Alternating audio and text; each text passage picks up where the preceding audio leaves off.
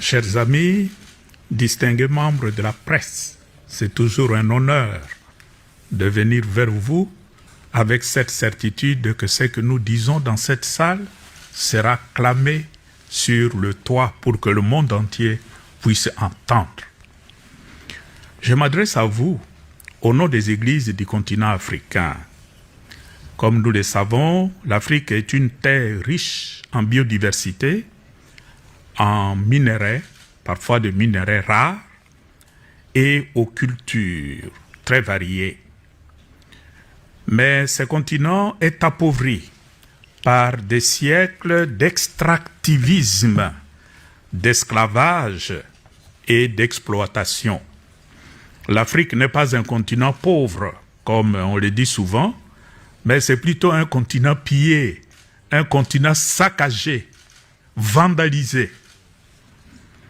C'est pourquoi le document que nous avons l'honneur de rendre public aujourd'hui, comme une réflexion commune et un appel à l'action dans la perspective de la COP 30, n'est pas seulement une analyse, mais ce document pour nous est un appel à la dignité, un cri pour que le monde revienne à la notion de la dignité de l'être humain. Nous, les pasteurs du Sud, exigeons la justice climatique en tant que droit humain et spirituel. Il est bien connu qu'avec le réchauffement climatique, qui en 2024 dépassera de 1,55 degrés Celsius les mesures de l'ère industrielle, nous avons aujourd'hui des effets de serre qui affectent déjà 500 millions de personnes dans le Sud, et particulièrement en Afrique, le continent qui pollue le moins, mais c'est le continent qui paie le prix le plus fort. Il est donc urgent d'agir pour éviter des impacts irréversibles sur le climat et le système de notre terre. Nous exigeons donc une économie qui ne soit pas basée sur le sacrifice des peuples africains pour en enrichir d'autres. On n'a pas besoin d'appauvrir certains peuples pour enrichir ailleurs. Comment pouvons-nous accepter qu'au nom de la transition énergique, parce que c'est le maître mot, des communautés entières soient anéanties à la recherche de ce qu'on appelle les minerais stratégiques, le lithium, le cobalt, le nickel, le coltan, le tantal, tantalite, colombite, etc. Comment pouvons-nous tolérer que les marchés du carbone transforment nos forêts en actifs financiers? C'est calculé. Alors que nos communautés restent privées d'eau potable.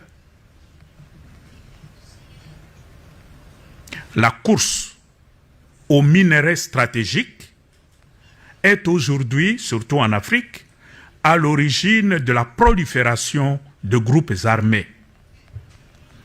Et récemment, vous avez suivi la solution que Trump propose à la République démocratique du Congo et le Rwanda. Vous êtes en guerre entre vous et la cause de la guerre, c'est le minerai. Moi, le grand Trump, j'arrive, je vous réconcilie et vous me donnez le minerai. Il a tenté cette solution en Ukraine. Ça n'a pas marché, mais bon, chez nous, tout le monde court, tout le monde a peur de Trump. Nous disons, avec ces documents, que c'en est assez, cette façon de fonctionner. Assez de fausses solutions, assez de décisions prises sans écouter ceux qui vivent en première ligne de l'effondrement du climat. Nous proposons une transformation qui place au centre le soin de la vie, la souveraineté des peuples indigènes et ruraux sur leur territoire et la défense active des droits de l'homme, des droits des femmes, des migrants climatiques et de nouvelles générations. Le document que nous avons signé et partagé aujourd'hui avec le Saint-Père, le pape Léon XIV, souligne en 10 points les engagements et responsabilités des puissants de la planète et présente aussi 10 demandes spécifiques avec des appels à l'action, y compris une série d'efforts entrepris par l'Église catholique elle-même. En tant qu'Église en Afrique, nous nous engageons à renforcer la spiritualité de l'attention, à former les nouvelles générations à une éthique écologique et à construire une alliance intercontinentale du Sud pour dire d'une seule voix: le temps de l'indifférence est révolu. Nous devons nous réveiller. L'Afrique veut vivre. L'Afrique veut respirer. L'Afrique veut contribuer à un avenir de justice et de paix pour toute l'humanité. Et elle le fera avec sa foi, son espérance et son invincible dignité. Merci à vous d'avoir écouté cette voix qui vient de la périphérie, mais qui parle au cœur du monde.